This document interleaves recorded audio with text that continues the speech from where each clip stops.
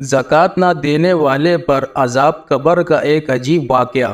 علامہ ذہبی نے لکھا ہے کہ علامہ یوسف فریابی اپنے ساتھیوں کے ساتھ ابو سنان علیہ رحمت اللہ کی زیارت کے لیے گئے۔ ابو سنان نے فرمایا کہ چلو ہمارے پڑوسی کے بھائی کا انتقال ہو گیا ہے، ان کی تعزیت کرائیں۔ کہتے ہیں کہ جب اس پڑوسی کے پاس گئے تو دیکھا کہ وہ بہت رو رہا ہے اور ہماری تعزیت کو بھی قبول نہیں کرتا ہے۔ کہتے ہیں کہ ہم نے کہا کہ کیا تو جانتا نہیں کہ موت کے بغیر چارہ نہیں؟ کہنے لگا ہاں جانتا ہوں، مگر میں اس لیے رو رہا ہوں کہ میرا بھائی صبح و شام عذاب میں مبتلا ہے۔ کہتے ہیں ہم نے پوچھا کہ تجھ کو کیسے معلوم ہوا؟ کیا تجھ کو غیب پر خدا نے اطلاع دی ہے؟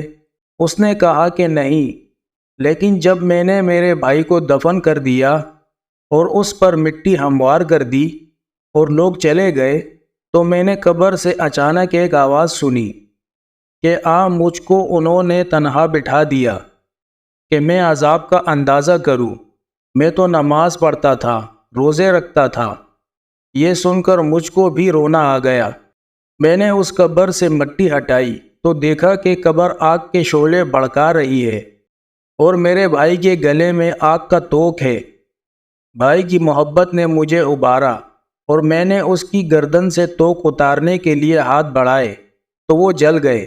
محمد بن یوسف فرماتے ہیں کہ اس نے ہم کو اپنا ہاتھ دکھایا کہ وہ جل کر کالا ہو گیا ہے۔ پھر اس نے کہا کہ اب میں اس کے حال پر کیوں غم نہ کروں اور کیسے نہ روں؟ محمد فریابی کہتے ہیں کہ ہم نے پوچھا کہ تیرے بھائی کا عمل کیا تھا؟